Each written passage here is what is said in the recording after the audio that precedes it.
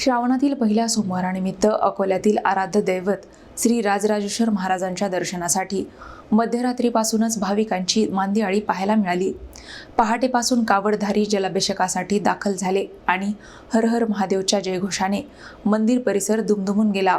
श्रावणातील पहिला सोमवार आणि अकोलेकरांच्या श्रद्धेचा उत्सव अकोल्याचे आराध्य दैवत श्री राजराजेश्वर महाराजांच्या दर्शनासाठी रात्री 12 वाजल्यापासूनच भाविकांची मांदियाळी पाहायला मिळाली।